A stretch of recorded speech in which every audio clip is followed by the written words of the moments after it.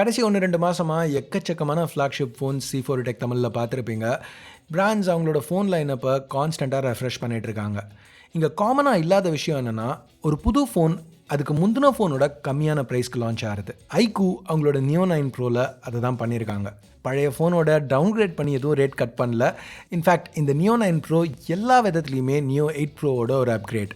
Food print கொஞ்சம் சின்னதாக இருக்குது, இன்னும் பவர்ஃபுல்லான இன்டர்னல்ஸ் கொடுத்துருக்காங்க, higher capacity battery, improved optics, பெட்டரான டிஸ்பிளே, இதெல்லாம் ஓகே.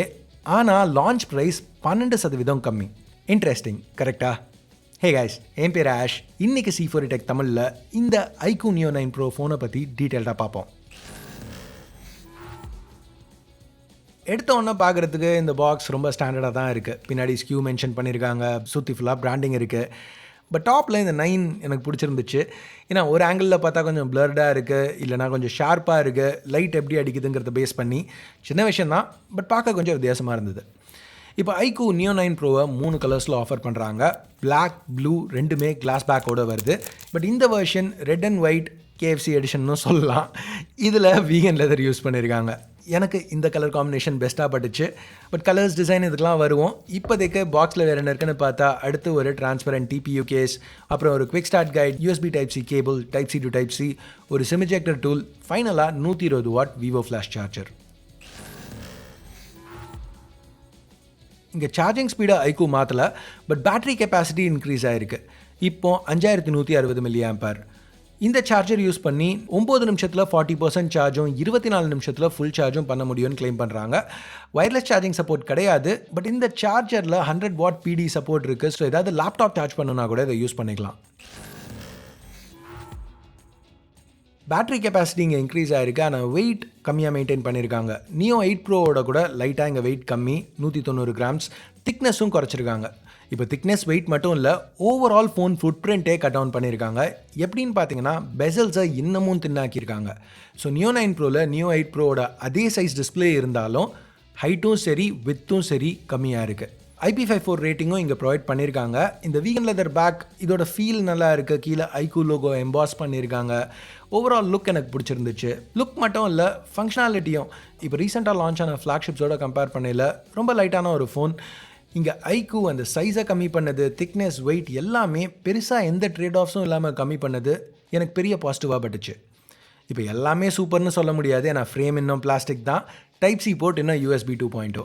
வெல், இது நெகட்டிவ் தான், பட் எதிர்பார்த்த ஒரு விஷயம். ஏன்னா ஃப்ளாக்ஷிப் IQOO 12 Proலேயே USB 2.0 கொடுக்கல, அக்ரெசிவாக ப்ரைஸ் பண்ணுற நியோ சீரீஸில் நான் 3.1 குத்துற போகிறாங்க. ஓகே, இப்போ NFC சப்போர்ட் இருக்குது, மேலே IR பிளாஸ்டர் கொடுத்துருக்காங்க, finger print scanner optical display கடியில் இருக்குது. ஃபாஸ்ட்டாக ரெஸ்பான்சிவாக இருந்துச்சு, பட் பிளேஸ்மெண்ட் எனக்கு ரொம்ப பிடிக்கல, ரொம்ப கீழே இருக்க மாதிரி பட்டுச்சு. இப்போ Neo 9 Proவில் இதுக்கு முன்னாடி வந்த ஃபோன் மாதிரியே 6.78 inch OLED பேனல் யூஸ் பண்ணியிருக்காங்க. சைஸ் மாறாட்டியும் ஸ்பெக்ஸ் மாறி இருக்குது. இது ஒரு 144 Hz பேனல், LTPO சப்போர்ட்டோட. ஸோ ரெஃப்ரெஷ் ரேட் தேவைக்கு ஏற்ற மாதிரி வேரி ஆகும். 1 Hzல ஆல்வேஸ் ஆன் ஃபங்க்ஷனாலிட்டி இருக்குது. இந்த பேனல் இன்னும் பிரைட்டாகவும் இருக்குது.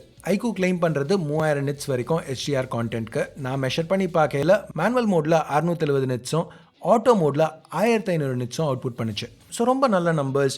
அவுட்டோர்ஸ் வெயிலில் யூஸ் பண்ணையில் கூட ஸ்க்ரீனில் என்ன இருக்குன்னு பார்க்குறதுக்கு கஷ்டமாக இருக்கக்கூடாது.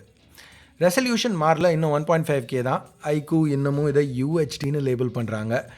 இந்த UHD நேமிங் உங்களுக்கும் காமெடியாக பட்டுச்சுன்னா கீழே ஒரு ஃபேஸ்பாம் எமோஜி கமெண்ட் பண்ணுங்கள்.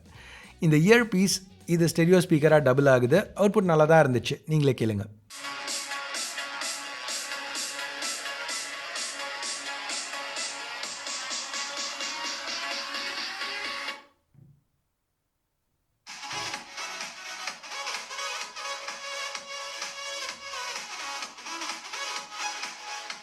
இப்போ நம்ம பெஞ்ச்மார்க் ஸ்கோர்ஸ், இன்டர்னல்ஸ் இதெல்லாம் பற்றி பார்க்குறதுக்கு முன்னாடி வீடியோ ஸ்பான்சர் ஆன்பர்னிக்கு ஒரு சின்ன ஷவுட் அவுட்.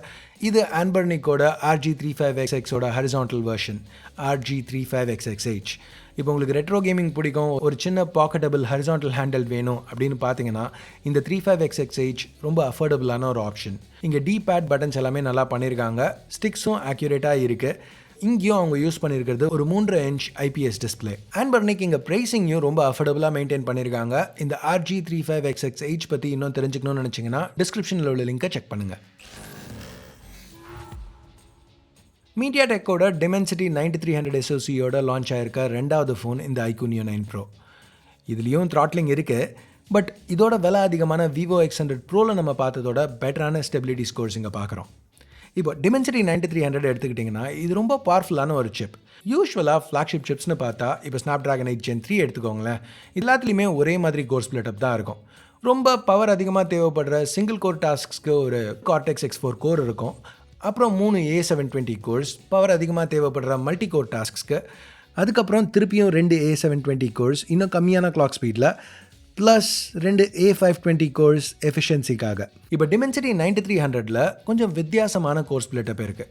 சிங்கிள் கோர் பர்ஃபார்மன்ஸ்க்கு அதே மாதிரி ஒரு பவர்ஃபுல்லான Cortex X4 கோர் இருக்குது, பட் அடுத்த 3 கோர்ஸ் கூட Cortex X4 தான். கொஞ்சம் கிளாக் ஸ்பீட் கம்மி. கடைசி 4 கோர்ஸ்க்கு A720 யூஸ் பண்ணியிருக்காங்க.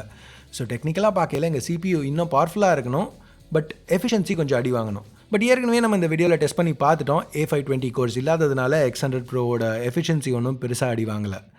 எனிவேஸ், இந்த கோர் கான்ஃபிகரேஷன் இருக்கிறதுனால தான் பெஞ்ச்மார்க் ஸ்கோர்ஸ் இந்த அளவு நல்லா இருக்குது. ப்ளஸ் அவங்க உள்ளே யூஸ் பண்ணியிருக்க Immortalis G720 GPUவும் நல்லா பவர்ஃபுல்லாக இருக்குது. ஸோ கேம்ஸ் இதில் ஸ்மூத்தாக ரன் பண்ண முடியும். IQOO அவங்களோட Q1 சிப்பை இங்கே இன்க்ளூட் பண்ணியிருக்காங்க. ஸோ ஃப்ரேம் இன்டர்போலேஷன் GPUலேருந்து இந்த சிப்புக்கு ஆஃப்லோட் ஆகுது. இது இருக்கிறதுனால சில கேம்ஸை ஹையர் ஃப்ரேம் ரேட்ஸில் ரன் பண்ண முடியும், டெவலப்பர் சப்போர்ட் பண்ணுறதோட அதிகமான ஃப்ரேம் ரேட்ஸில். இப்போ கேம்ஸ் மட்டும் இல்லை, இப்போ உங்கள் ஸ்க்ரீனை நீங்கள் மேனுவலாக 144 ஹெர்ட்ஸுக்கு செட் பண்ணிவிட்டு இந்த சீக்ரெட் கோடை டயலரில் என்டர் பண்ணிங்கன்னா ரெஃப்ரெஷ் ரேட்டை பர் ஆப் செட் பண்ண முடியும். இங்கே நீங்கள் பார்த்துட்டு இருக்க சாஃப்ட்வேர் OS 4 Android 14 மேலே பில்ட் பண்ண வெர்ஷன். இங்கே சாலிடான இன்டர்னல்ஸ் இருக்கிறதுனால இந்த Neo 9 Pro ரொம்ப ஃப்ளூடாக இருந்துச்சு யூஸ் பண்ணுறதுக்கு. யூசர் எக்ஸ்பீரியன்ஸ் ரொம்பவே நல்லா இருந்துச்சு.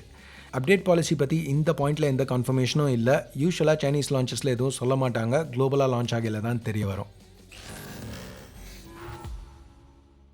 இங்கே ஒரு டியூவல் கேமரா செட்டப் யூஸ் பண்ணியிருக்காங்க. நம்ம IQOO 12 Proவில் பார்த்த அதே போர்ட் ஹோல் டிசைனை யூஸ் பண்ணி. பிரைமரி இந்த தடவை சோனியோட IMX 920, இது ஒரு f1.88 லென்ஸோட பேரா இருக்குது, optical image ஸ்டேபிளைசேஷனோட.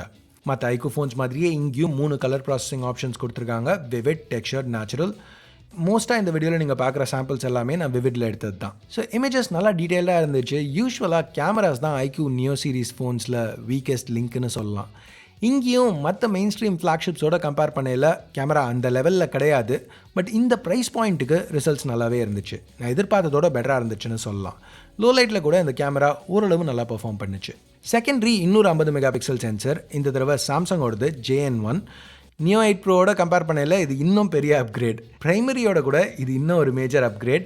Guys, Neo 9க்கும் Neo 9 Proக்கும் 2 வித்தியாசம் தான். ஒன்று இந்த சென்சர். Neo 9ல் இந்த சாம்சங் JN1க்கு பதில் ஒரு standard 8 mega pixel ultra wide use பண்ணியிருக்காங்க. அடுத்து இந்த Dimensity 9300க்கு பதிலாக Snapdragon 8 Gen 2 யூஸ் பண்ணியிருக்காங்க.